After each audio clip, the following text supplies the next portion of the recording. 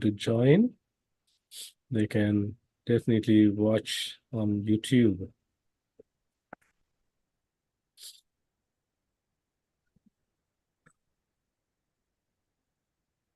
To join, you can definitely watch on YouTube. All right, good afternoon, good evening. This is Chris from Peace 360 Initiative. Definitely watch. Apologize. Let me share the live link here. Hi, Chris. Edwis. He just joined. Okay. Wonderful. Okay, let me pin him too. Need to find his.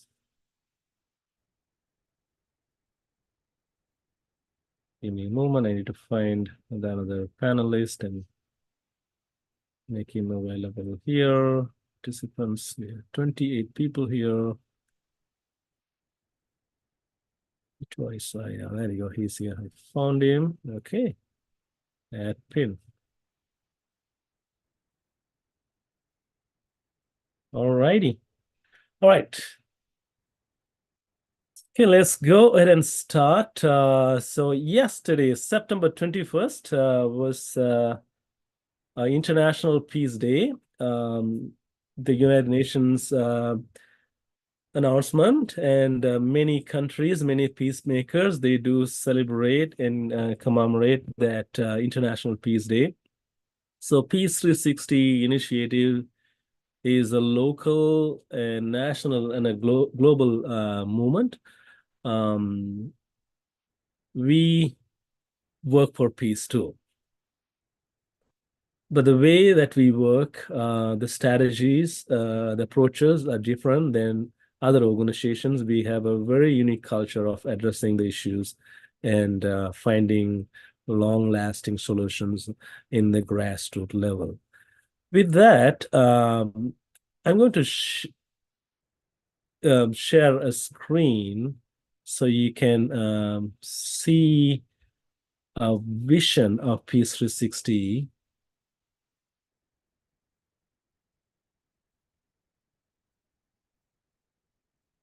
So basically that is the flyer, but I wanted you to see that.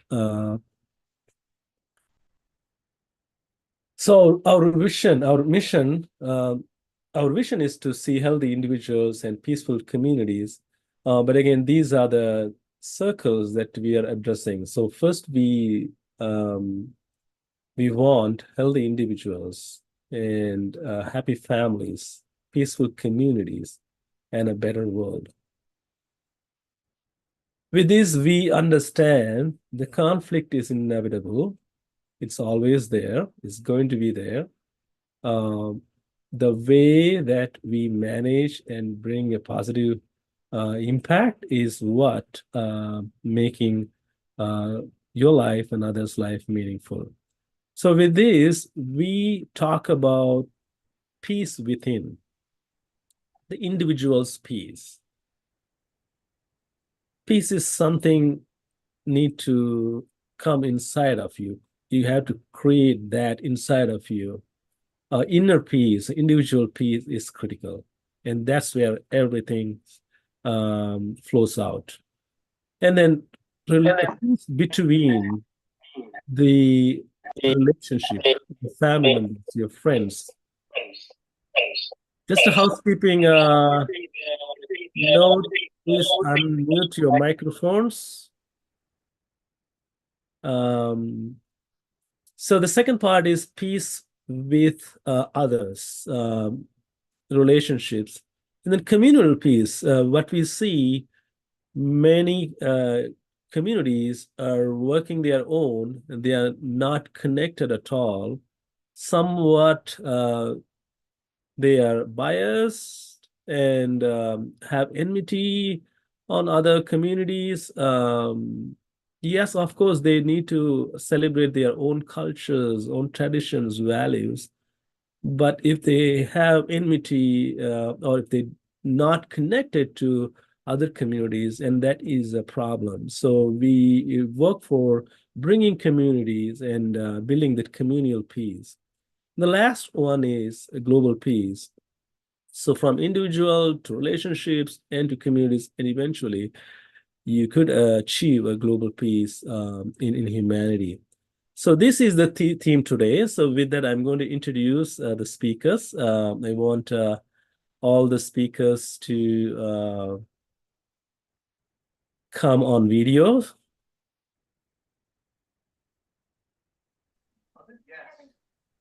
All right. So we have Narendra Saad. He is one of my good friend from Nepal.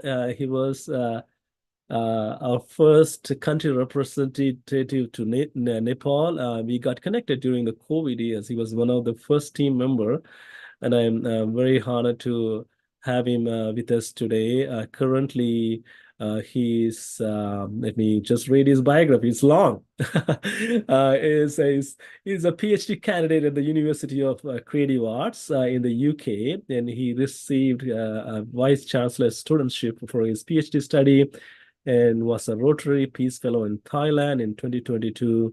He worked on the AHRC-funded Mobile Arts of Peace project, partnering with UCA and the University of Lincoln. With 10 years of experience in peace building in Nepal, he has engaged with over 20,000 people, written 100 plus successful development proposals, and helped develop and monitor 10 projects. His research focuses on how arts can help communities in peace and reconcile after conflicts, especially in Nepal. Passionate about supporting underprivileged communities, is open to working with other researchers in Nepal and abroad. Welcome, Narendra. It's such a pleasure to have you. Thanks for continually being a good friend for Peace 360. And we have the second speaker, Muhreen, Ms. Muhreen, and she was our country representative of Pakistan. Now she's leading a mental health program in our global office. She holds bachelor's in psychology and literature. She did her master's in gender studies and gender studies discipline. She did various certificates in psychology from the prestigious universities of the US and Australia. So Maureen is such a sweetheart, and she's an amazing team member, and she has the knowledge and the wisdom, and has mostly the compassion to help the people go through human suffering. So welcome, Maureen. And we have Anne Jenny or Jean, and we need your video, please.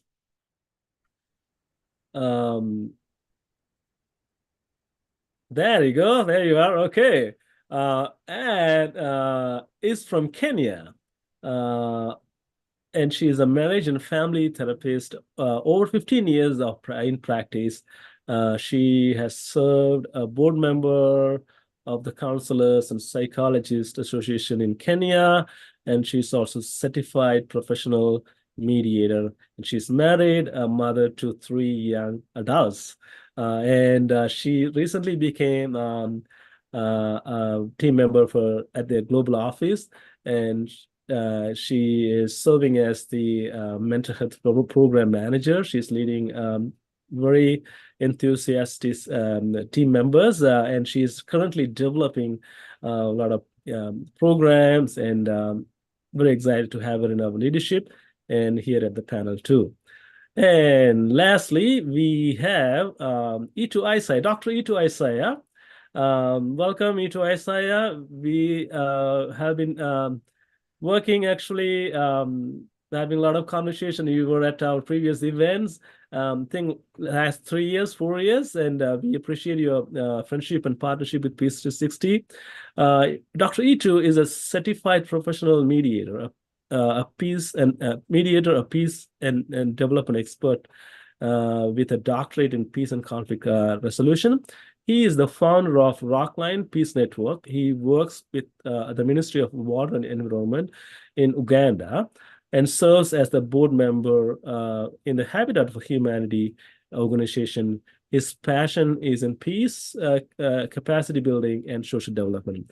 We have seen your leadership in Africa, and we really appreciate you being here and your partnership with Peace 360. Lastly, two moderators, Mariama Sala, our global team coordinator. She is here. She's based in Gambia.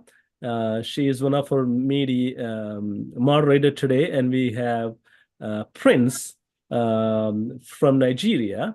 And both of them going to ask a lot of questions to all four panelists. And we're going to hear a lot of good stuff. So especially how we interpret peace and how these portions that we talk about, how actually we can, it's connected to our mission and how we can achieve it together. So it's going to be very eye-opening discussion. So with that, I'm going to hand this meeting to Mariama and Prince.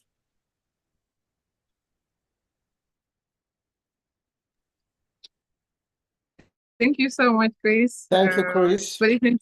Yeah. Thank you. Good evening to you all, and I am happy to be here. I welcome you, the panelists. We are really glad for your time and energy in sharing your ideas with us. And then to all other participants that are here, I am really grateful for having you. And since today we are celebrating the International Day of Peace,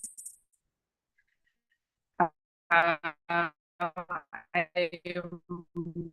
going to be seeing a lot of smiles all over and a lot of good discussions that we are all going to learn from each other. So you are all welcome from Narendra, Etu, Mehreen, and I'll be your moderator for today's session together with Prince. Again, I would just officially introduce myself. I'm Mariama Sala. I'm the Global Team Coordinator for Peace 360 Initiative.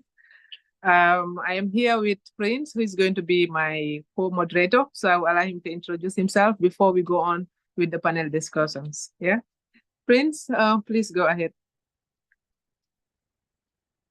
Prince, are you here? Yes, thank you so much, Mariama.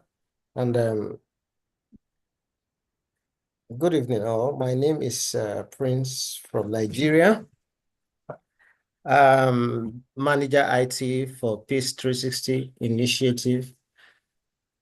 And this is going to be an interesting day because we are discussing peace with very interesting people who have done so much for the industry. And I believe we look forward to a wonderful time with you guys tonight. Thank you. Thank you so much, Prince. What we are going to do, we're going to have 3 rounds of questions. We're going to give 2 minutes to each of the panelists. And then we have from there, we go to the second round with Prince, and then we will have the third round. So if we are set, this is how it's going to be. We will start with Mehreen, and then with Anne, and then with Narendra. So those are the, this is how the program is going to be. So basically, just like it is in the flyer, we have 4 different things that we are dealing with. That is the inner peace, relational peace, community peace, and global peace. So I know you're all experts in what we are going to deal with. So yeah, so let's keep the ball rolling. So I will go with Mehreen. The first question we have is, how does inner peace contribute to overall mental health and well-being? Thank you, Mariama, Yeah. for giving this opportunity to talk about inner peace. Thank you. First of all, I would like to congratulate you, International Peace Day, which we celebrated yesterday, and today we are celebrating this Peace Day with our discussion. And okay, so first of all, I would like to tell you the importance of inner peace. Inner peace, you know, which refers to the peace of mind. It is very important for our well-being and for better mental health. And I think, you know, this when we talk about inner peace, it ultimately affects our level of happiness, right? If somebody is happy in his or her life, it means that person has inner peace in his or her life. So inner peace is very important for our well-being, and there are major benefits of having inner peace, which I would like to share with you. First of all, if we talk about if somebody has inner peace, he or she will be able to have less symptoms of stress and anxiety in his or her life, and it's supported by research. And you know, inner peace basically improves our overall mental health, and inner peace basically, you know, also helps us to improve level of resilience in individuals. So it's quite obvious that, you know, life is very challenging overall, and those people who have inner peace or inner state of or those whose inner state is, you know, calm, and so they can, you know, face any kind of difficult situation in their life. So I would say these are two major benefits. And okay, and if we talk about overall well-being, your inner peace basically improve your emotional stability. Like if somebody who is emotionally stable must be happy in his or her life. And if we talk about our you know, overall health, inner peace also, you know, boosts our physical health. So and if somebody is happy with his or life, obviously his or her physical health would be good.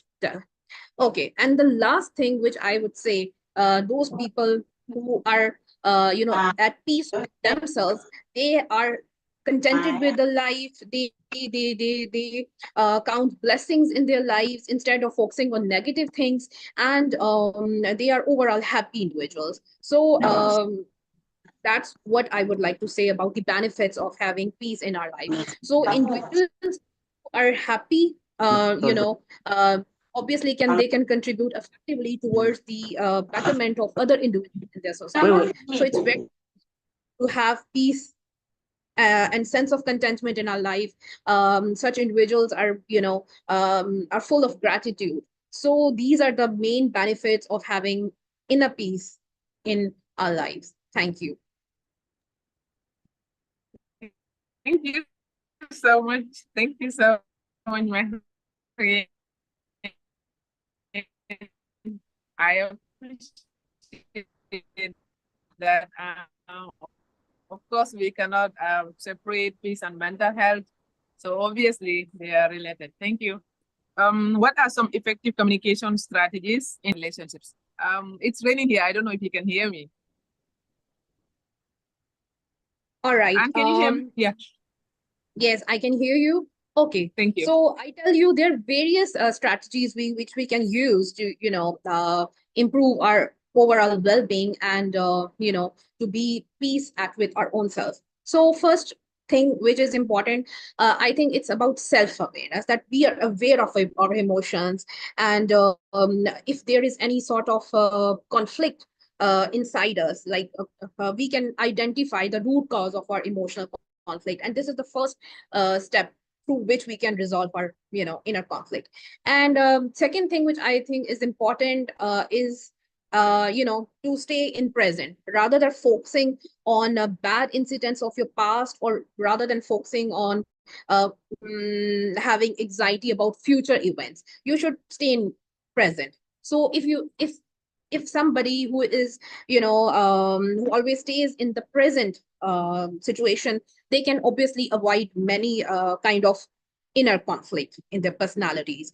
Okay, and another thing which I think is important to, you know, boost our inner peace is the strategy of having a positive state of mind, right? So you see, there are a lot of individuals who face very tough conditions in their life, but they are very positive in their approach towards life. So it becomes easier for them to, to face any kind of situation. And such individuals are very resilient. So resilience has a strong link with your positive state of mind. So I think if you are able to reframe the situation in a positive way, you can obviously reduce your emotional turmoil which you are facing. And I would like to give you an example, like how you can, positively reframe any situation. For example, if any, traumatic situation happens in your life, if somebody is fired from a job, for example, I'm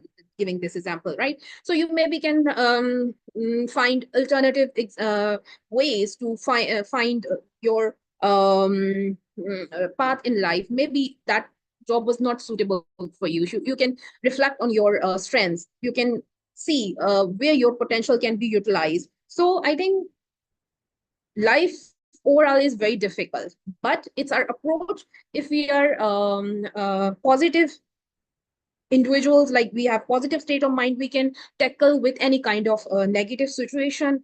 And another thing which I recommend everyone to have inner peace in their life is the practice of gratitude. It's very important. Be thankful to everyone in your life, and develop habit of saying thank you to anybody who is in your life, because their presence in your life matters a lot. For example, this is very common that we sometimes take for things for granted, right? So even if it comes while dealing with our colleagues, while dealing with our family members, these are the small beautiful gestures. You can simply say thank you, and you appreciate if somebody does help to you. This is very important. Acknowledge their efforts to having kind of positive effect in your life, or even simply acknowledging their presence means a lot. So this practice is very important. And another strategy which I would suggest everyone, that you should write down your feelings and thoughts. This practice is called journaling, right? So this is kind of an outlet which for your emotions, and it helps you to process your thoughts and emotions in an effective way. And last but not least, you must have a support system in your life. If you have any kind of a problem or difficult situation, you must have a group of people who can help you. And I'm not talking about the number of people. Sometimes you can only have one or two people in your life, but they should be reliable. They should be trustworthy, to those who can advise you in your difficult situation in life. So these are the strategies through which you can improve your inner peace. And if you start practicing these suggestions, which you can obviously develop healthy coping mechanism, and you will be at peace. And other activities which can boost your overall mental health and well-being are exercises, to spend some time in nature. And if I'm talking about exercise, you can even simply breathing exercises can help you a lot. And one thing which I practice a lot in my life is meditation, right? It really helps you to have clarity of mind, to process your difficult emotions.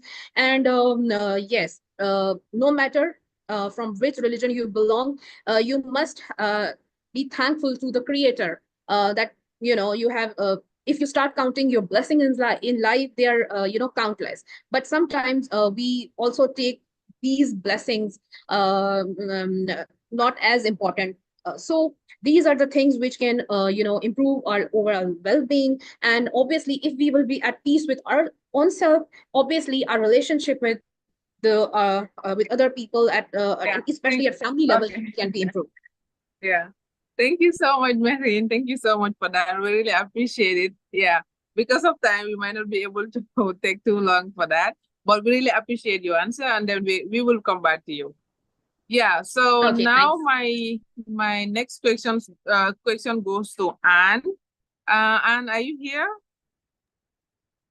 I am, Mariam. Thank you. Yes. Okay. So your question is how can we foster better relationships among individuals from diverse backgrounds? Can you hear me? I can. Thank you, Mariama, for that Yes. question. Yeah. And sorry.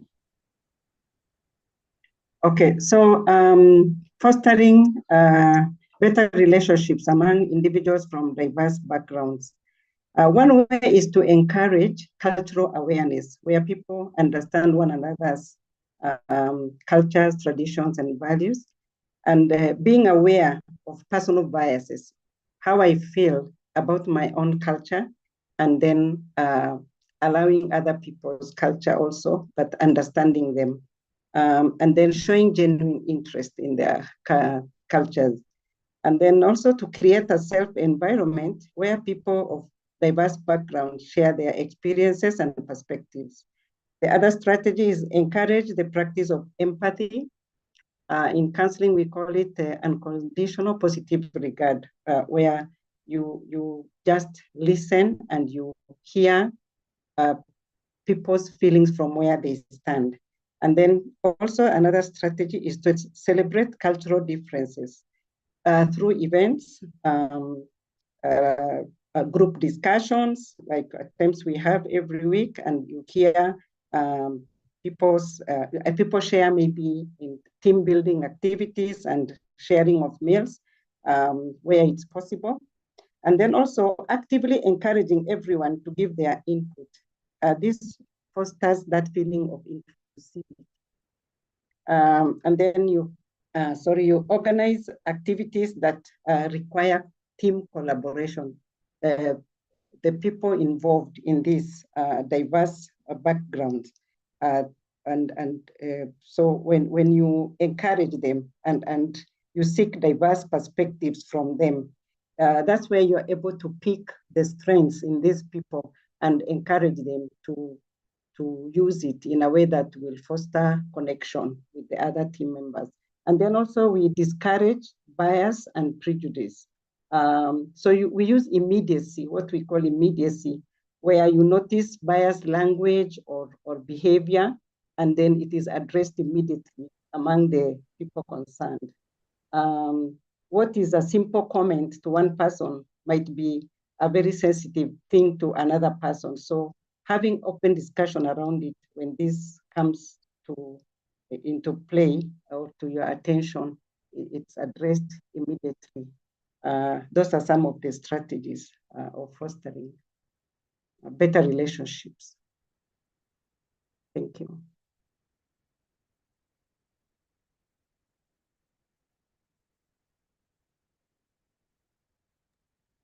Right, and thank you so much for that. Really appreciate your response. And it's really important when it comes to such a great discussion for people to learn about peace and every other thing that is related to it. So because of time, I will just rush to Narendra. Your question is, what are some challenges communities face in achieving peace, and how can they be addressed? Okay, thank you. Sorry. First of all, I would like to thank you for inviting me, and I wish all the best and peaceful life of all of the peaceful people on these special occasions. I believe my sharing would be not much different from the previous panelist, because the community peace is directly related with these all kinds of peace. And first of all, we should be very careful about what the community, when we're talking about the peace. So the community may be the group of people where we are living in a place, or when we talk about the other villages in context of some rural parts, one village, one family, and then the group of families, or the district, or the, so we need to I mean to say, every speaker or every person should know, when we're talking about the community piece, what community we're talking about, that what the community that means to us. So based on my experiences, I was born in Nepal and then raised in village and grew in city, sometimes studied in Kathmandu, then later uh, uh, uh, visited different countries as students and then practitioners, and now I live in UK. This is completely different journey to me. So what actually the community mean in Nepal is different nowadays where I am living. So I mean that there are the common challenges based on my experiences. It means one of the first challenge is trust or mistrust. So it is very difficult to realize people, who am I? As a person from South Asia living in UK nowadays, so it's strange for someone else. Where did this person come from? Because I can be easily identify I'm not belongs to that land. So the people may, I have experienced many, like there are some people of color in UK, they are living, and then there are white people, black people, there's Asian, different people, they are named. So we should be always aware that if we come to encounter or the face or talk or relate with someone else, so people start suspecting, like behaving differently, or there is a demarcation. So I think the most important challenge I see in the community piece is the trust, because it is not easy to gain the trust if we are living outside our community. And then if that's the case, so definitely there happens the marginalization. So if we are living in the new village, if we are living in the new city, if we are living in a new country, so the people from the other places may have a marginalization concept. So if they think, or if other people think that there is a marginalization, so definitely we are isolated. We are the minority people. We are the women. We are maybe in case some ex-combatant or the lower class or the higher class, white people, black people. So that is the marginalization concept that is prevalent everywhere in the community piece. And then another thing is if that happens in an individual's life, so obviously there is a lack of youth engagement in these activities. So the community piece is more important now, I feel, when I live in UK. It means there are very few people, Nepalese people, and I want to be connected with them. And those who have been already living here and their children are here and they are aligned. They are not attached with the Nepalese like culture, art, and people. And they are very close to the language and culture of the UK. So it is very hard to encourage them into involve in the Nepalese culture. I cannot leave my culture and they cannot easily adapt my culture. So that kinds of duality are neither typically original from UK, and then the North they cannot exclude their root from Nepal, and then there is always clash between the interest, and then as a result that we can see there are the less youth engagement in such process. And lastly, I think there is some institutional challenges as well. So institution means, for example, I can give you I am very close with the Nepalese people here. That is an institution for us. And then the people have their own limitation, own like a problem. So we cannot organize. There's a problem. There's a challenge to making the strong institution in such areas. Like in the Nepalese contest, so if I represent from the far western part of Nepal, and if I live in Kathmandu, again, my association with the people living in Kathmandu can be weak. In such situation, I think the weak institutions, weak way of understanding collective and collaborative way of thinking, that's also challenging.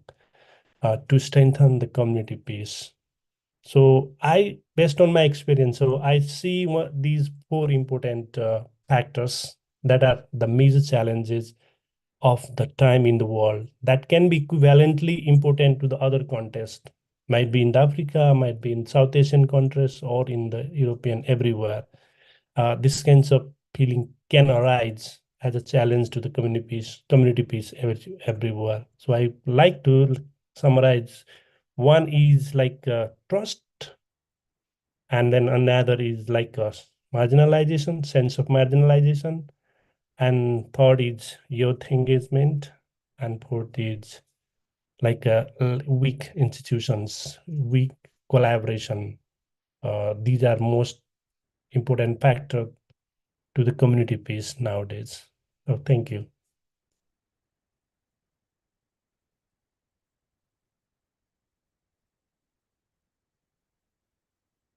All right, thank you very much for that wonderful response, Lerandra. We appreciate your time and your answer to those questions. Well, quickly, because of time, I would like to move on to A2. Is A2 on the line? Mr. Yes, I am. Isaiah. Yes, please. Nice to meet you once again. Today we are in a world that is technically in a total mess globally. And as a global peace initiative, we would like to hear from your view. What are the biggest obstacles to achieving this global peace and how can they be overcome?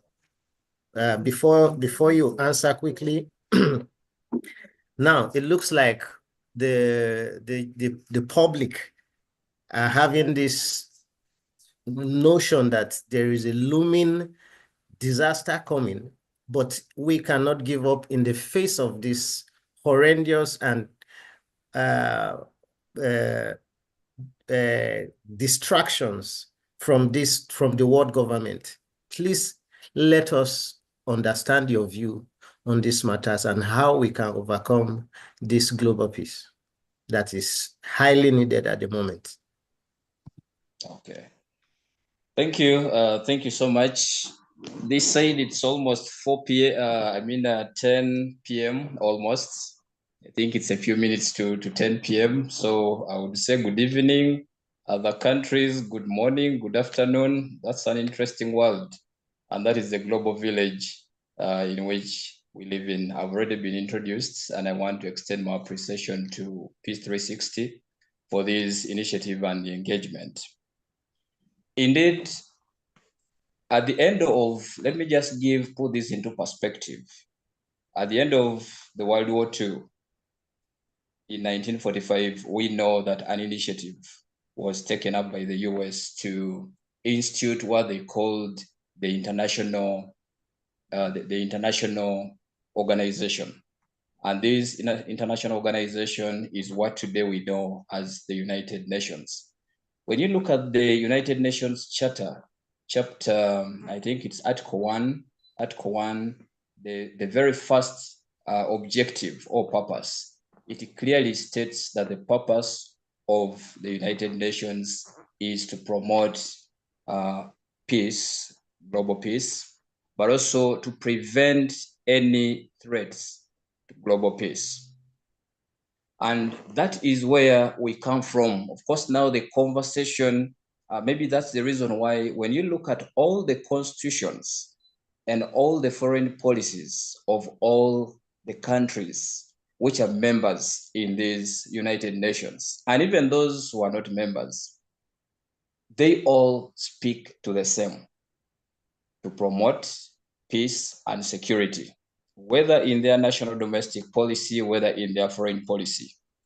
Among the first articles, always in their foreign policy or domestic, always relate to promotion of peace, security, and safety. So clearly it shows us that peace is a global thing. It is very key and central to whatever is happening in the world. How do we measure the peace? Peace is measured through what we call the peace. It is called the peace index. Now, this peace index is measured against three constructs. Number one, they look at the what do they look at? Number one, they look at the safety and security of a country. Number two, they look at the ongoing conflicts, domestic, but also internationally. Then number three, they look at the level of militarization. Now, it is on the basis of these three constructs that they developed 23 indicators which are used to measure the peace index that enables us to say the world is either peaceful or the world is in chaos. Now, having given this perspective, I want to look at three very key obstacles. Like we said, this is my perspective. Everyone can have their own view and lens of the world. As an expert in this field, the first thing that I look at as one of the biggest obstacles that we have is what I call the geopolitical virus. I think if you turn into any debate around the world, you will not miss that word, geopolitics. Geopolitics basically is a struggle for control and use of international geographical resources or entities. And clearly, when you look at what happens in the global West, the race is not only now on the arms, who is more powerful than the other militarily. But there's been a shift from the arms race to now struggle across geographical spaces. Whose ideology is going to rule the world? And that is a geopolitical issue. People are looking at control of airspaces. Who is controlling the moon? Every country is struggling to make sure they take control of the moon. Who is going to control the seas? Who is going to control the technology? Who is going to control the environmental and climate change discourse and narrative? Who is going to control the infrastructure? How about the industrial space? Who is going to control that?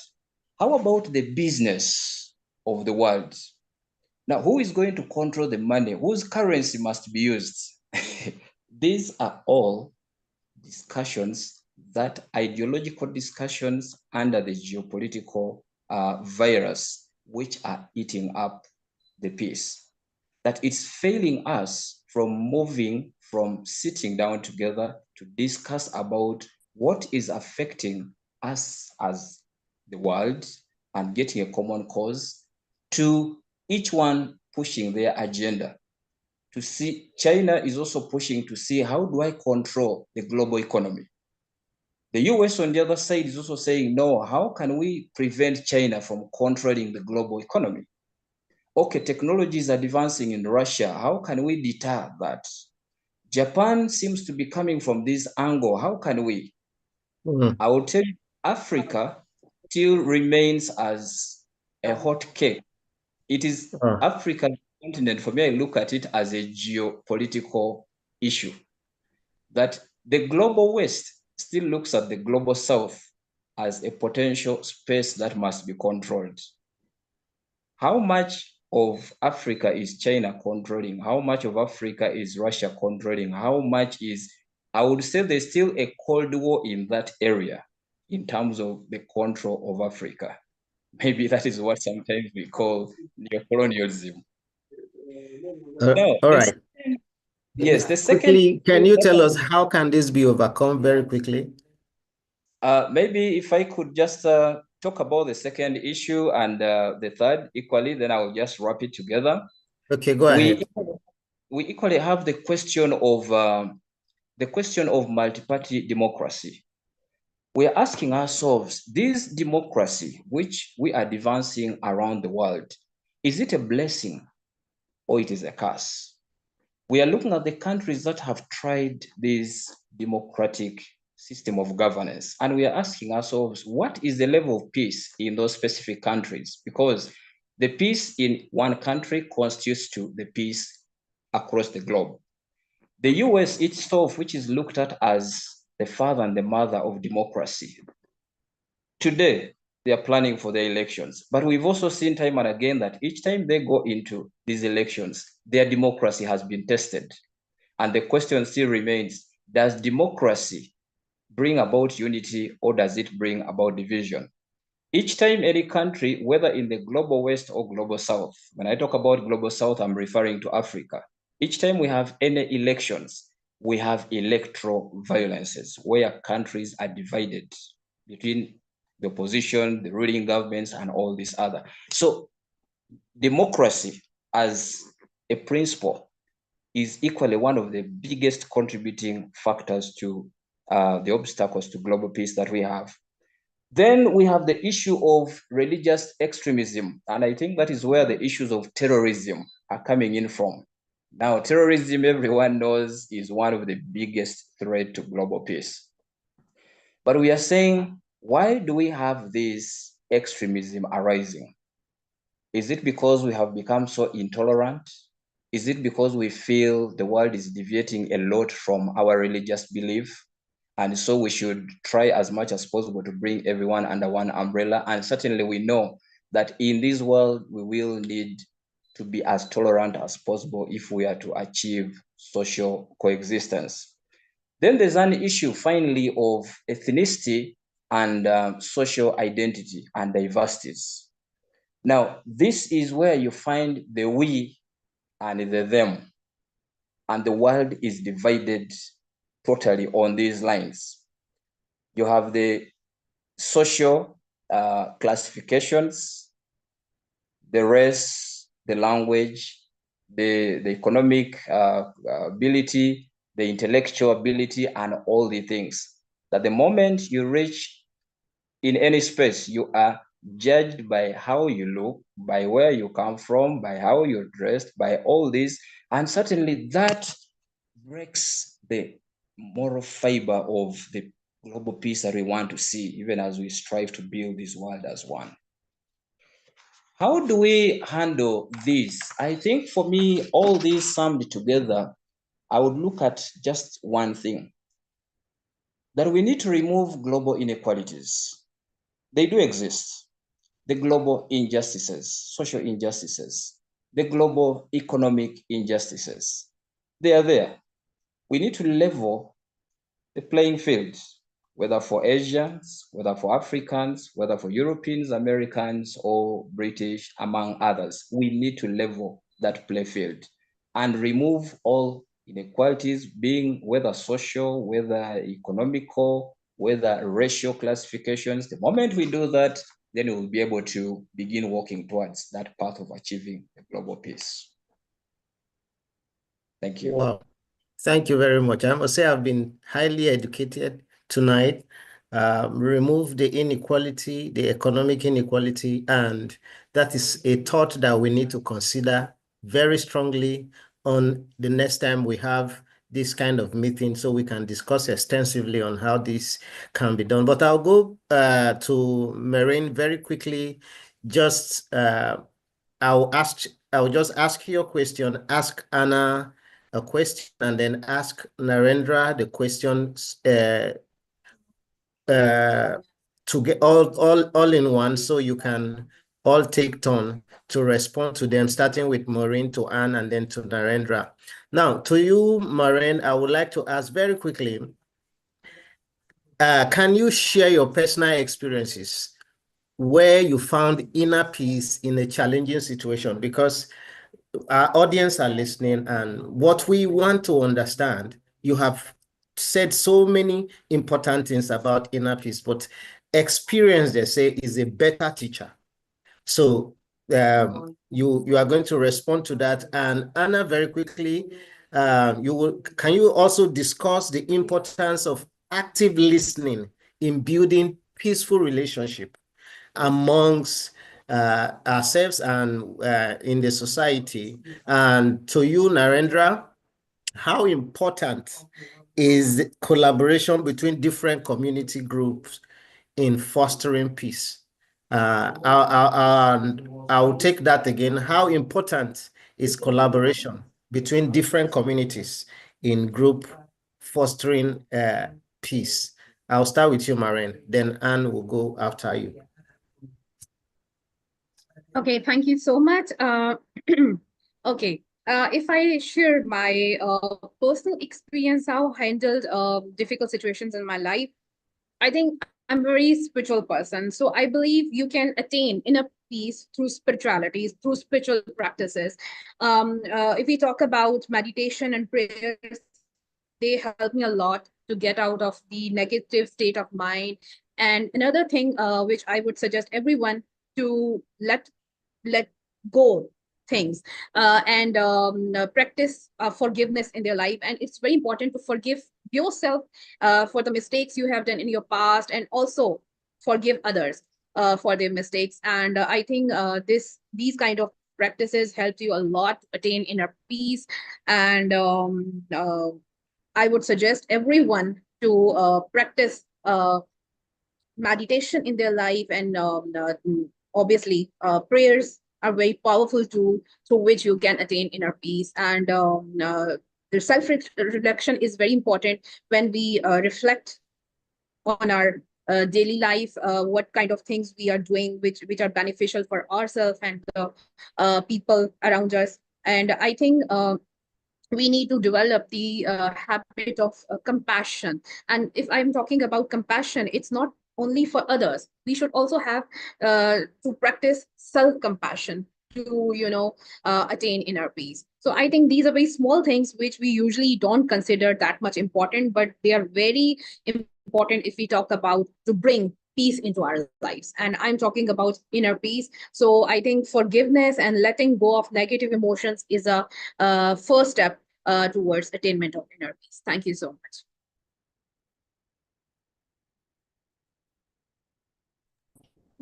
Go ahead, Anna. Yes, the question of the importance of active listening in building peaceful relationships. And active listening is you go beyond just hearing to understanding what the other person is saying. And one importance is it creates deeper understanding of the thoughts, the feelings, the way this person is perceiving things. And so that way, you are listening and you are without interrupting, so that you are able to give appropriate response. And then the other importance is it builds trust. When I feel heard and valued, I will trust, it will raise my trust level towards this person. And so when I'm listening, when I show the person that what you are talking about, it makes sense to me. And this is how I have understood it. So they feel valued. And then also it reduces conflict. When you acknowledge or validate how the other person is responding, how they are feeling, and so they feel that you've understood them. So the potential to move into that area of disagreement is reduced. And then also it encourages deeper sharing.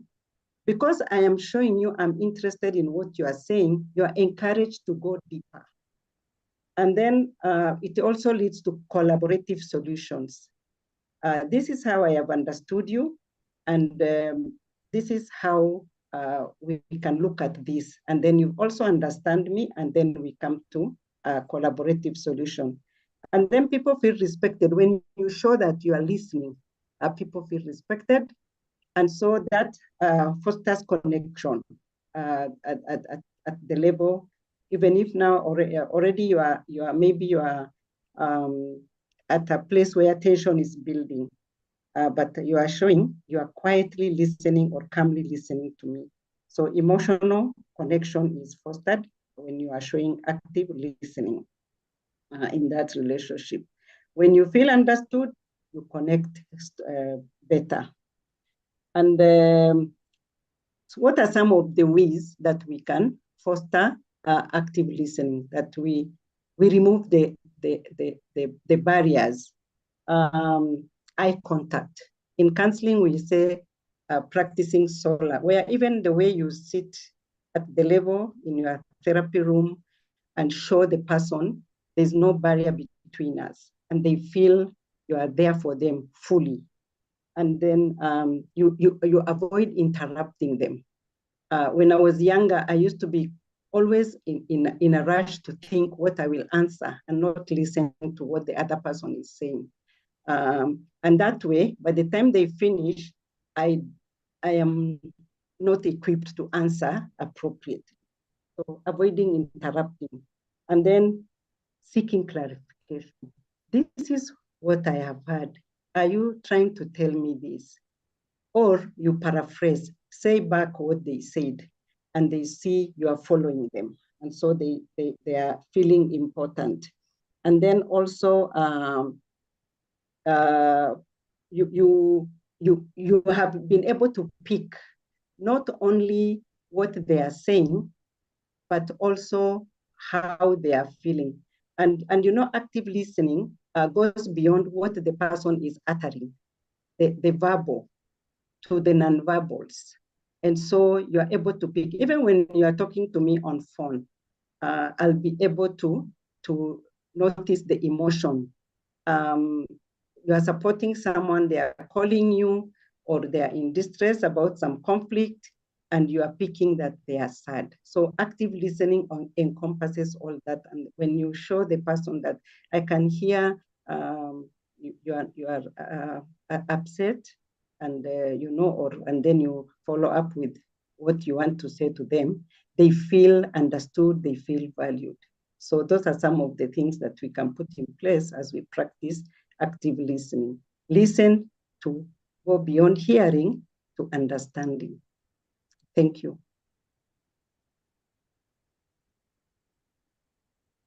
Thank you very much. I appreciate that. And Nirendra?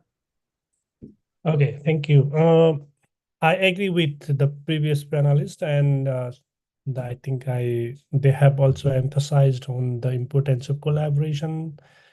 Whenever we talk about individual peace or relational peace, community peace or global peace, collaboration matters definitely, because without collaboration, it is not able to break the barriers.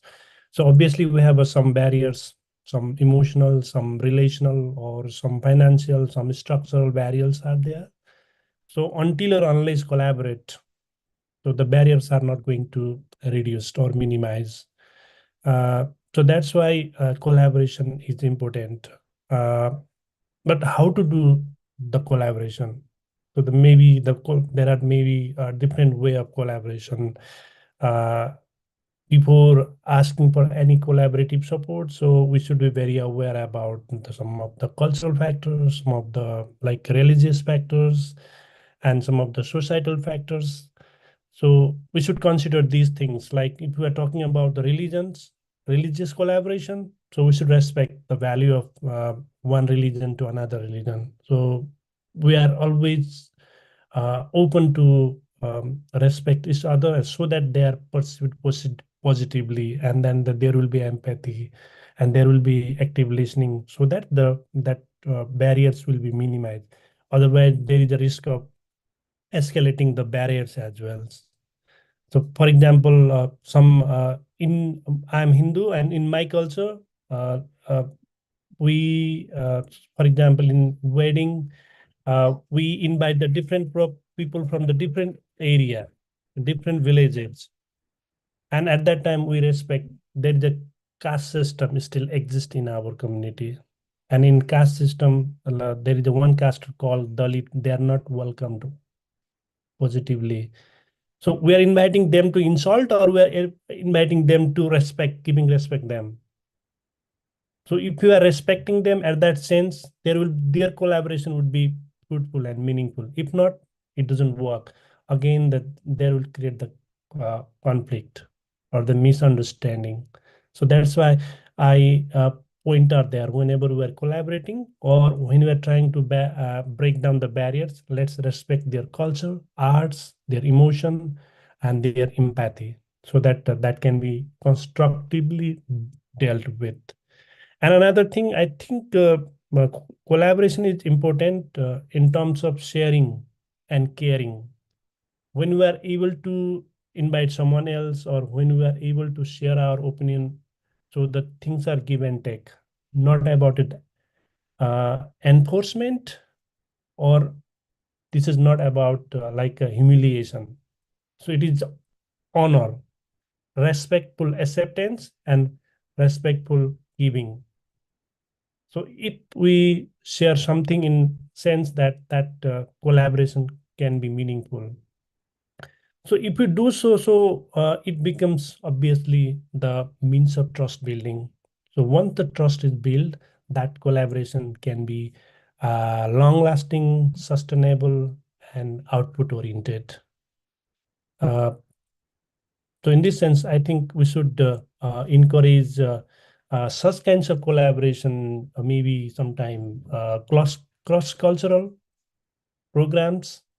So I can see in the, to give an example, I live in UK nowadays, and then we organize a community gathering, sometime inviting the leaders from the councils, and they come to know each other. It's like Holi, the Dasai or Tihar. These are our festivals, and we invite the community people from the local councils and the local people, and they respect each other. And then sometime, if we trust each other, so we share our like a food. So every community has a unique food culture. So they may love our South Asian food culture, food items. So if they think comfortable to come in, so we sometimes invite them and experience how the food is. The sharing food is also a culture of like a way of promoting peace with the community. And if one community, one family comes, and again they go and they talk and they appreciate, and then many other people come to know.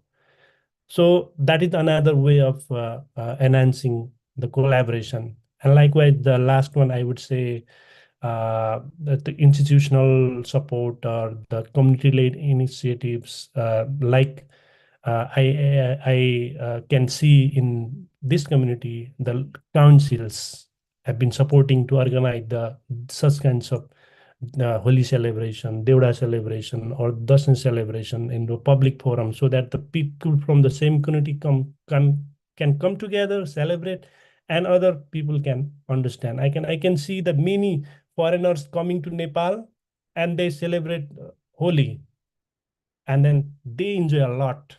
So that's a kind of a collaboration and respecting each other. So I have been working with art and culture sector, so I would always more familiar with the art and culture can help to promote such kinds of barriers and overcome the challenges to maintain community peace, including relational, individual, interpersonal, such kinds of peace can be overcome through these kinds of activities. So I should conclude my opinion in this way. Thank you. Time has really gone, but there is so much to learn here. But before we close, I would like to bring back Isaiah for one last question. You spoke extensively on how we can overcome, how global peace has been threatened by different ideas along the global collaboration. You also talked about how we can overcome this by using the equality system, which in my head I could think of a few. But now I would like you to bring in the government that is speaking to Isaiah now. The governments of the world from different regions, mostly the people that begin the dispute. So how can international organizations and government work together to promote global peace? Because what we do as individuals, as a group like Peace 360 Initiative, we do our best, but our best can only be on the basis of our humanity. You and I can do our best on the basis of our humanity.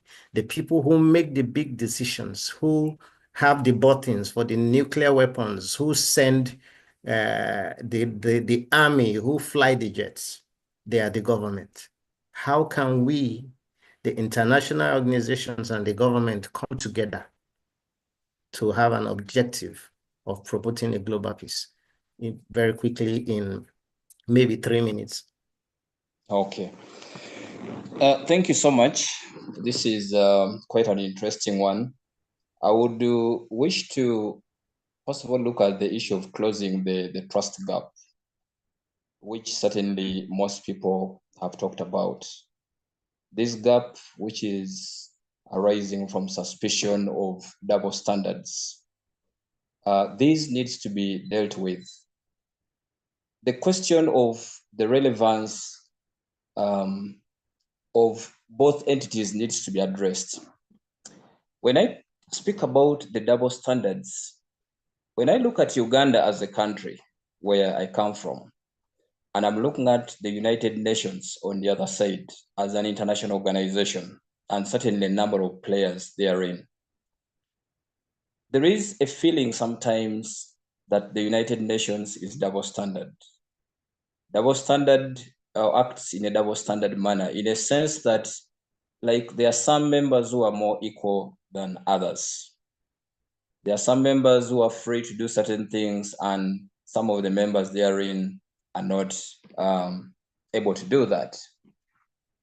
The question then that I raise is, do international organizations see the governments as equal players in shouldering the global peace agenda and mandate?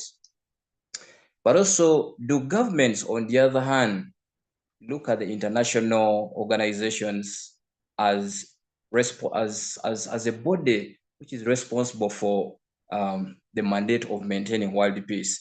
Do they also think that the international organizations are actually playing their role of advancing these interests, or they have their own agenda that they are pushing? Because then the moment you have that disconnect between the international organizations and the respective governments, then there comes an issue. If Uganda feels the United Nations wants Uganda to listen to it, but the United Nations is not ready to listen to Uganda, then certainly there comes an issue of disconnect in terms of their operations. But I think there needs to be a clear mandate that each is supposed, as it is on paper, it needs to come out into practice, that everyone should be seen playing their role. There should be collaboration between the governments and the international organizations in pushing and achieving this similar agenda, that any double standards that are perceived to exist should be removed, that it should not feel like it's okay for US to go after Iraq. It's okay for the US to go after, to enter into Libya. It's okay for it to go to all the other countries, but it's not okay for any other country to do that. Because when it comes to another country, then they say, no, go to chapter 1 of the UN Charter, maybe Article 2, Clause 1, which talks about the respect of international sovereignty and boundaries. Now, that needs to be seen cutting across, that if we talk about respect of the sovereignty of countries, it should be something that cuts across. Then that will bring in that issue of collaboration It will bring that issue of mutual respect. It will bring that issue of international cooperations, international and regional cooperations. And I think that will be very central in addressing this question. Thank you. Thank you very much. Over the top of my head, I was imagining the possibility of the world government negotiating more using the peace organization and the society who are driving this peace, these international organizations, to negotiate with themselves more than to just pick up the guns or sign the laws for war to begin. I think you are spot on. Just maybe if I may chip in, the UN must equally accept that it has limitations, or those international organizations. Let's talk about the UN and the African Union. They should equally accept and acknowledge that they have limitations. The resource-based limitations in terms of cash, but also the resource in terms of the manpower. The geographical location of the world, the geography of the world is big. The UN cannot be everywhere doing everything.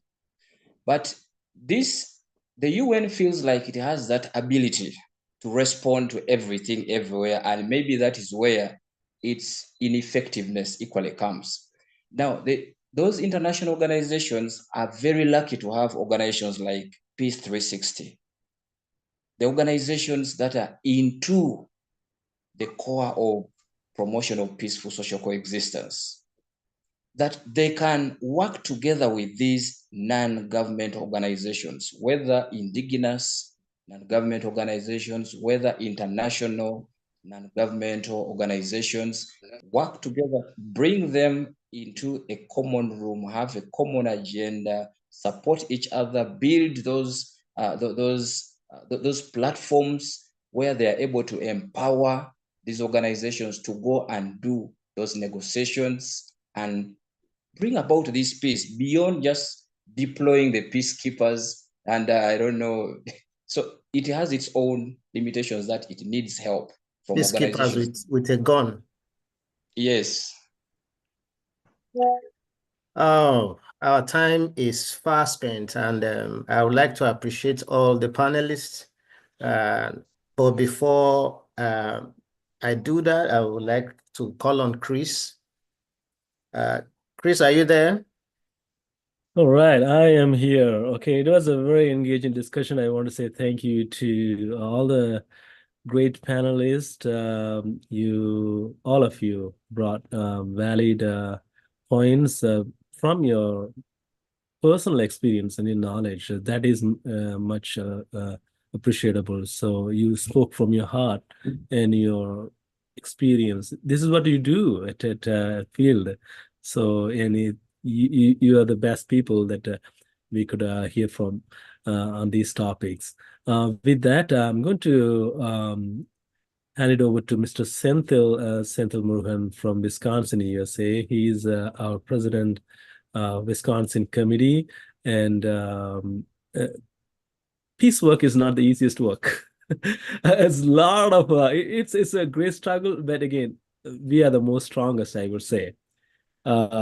It's our weapon is peace, and it's more powerful than war or any other weapon in the world. So we are the most courageous people, strongest people in the world, and if we all together, we can bring the peace to many. So, Mr. Senthil, so I would like to ask your reflection on these panel discussions, and I would like you to wrap up the call. Thank you. Thank you, Chris, and thank you everyone for inviting me. And I represent Wisconsin Committee here. We are a young organization, but I learned a lot from you all. When Chris invited me, I didn't think I'm going to learn all these things from all the way from the individual perspective to the global perspective. I was able to take that, and I'm going to take one thing out of everyone is building that trust. I'm going to take that as a very critical thing to do. I'll tell you, our organization, Wisconsin Committee, is a young organization. We are trying to get engaged with, first of all, within individually as well as the families. So that's the first thing what we are trying to do, to focus on that. And mental health and wellness awareness is one of the things we took. The other one we are trying to move into is the community with saying, hey, we have a 100 task force and we are trying to get that moving to get there. We are a year old, I would say. We are engaging and having the discussions, and we are revisiting how to engage and make there. And I appreciate what Mariama, once we met with her, and she brought a lot of things to the table, how to think about it, what other things we can do. So I would say this was great. I got an opportunity, and I would really appreciate to participate with you all. I would like to bring other committee members too to this meeting. And Chris, this is a great discussion, and it was an open discussion, but it was great to hear a lot. Thank you for the opportunity. Thank you all. Have a nice afternoon, nice evening, or good night, everyone. So keep up the good work, and I'll see you on another event or meeting. Blessings. Thank you. All right, good night, everyone.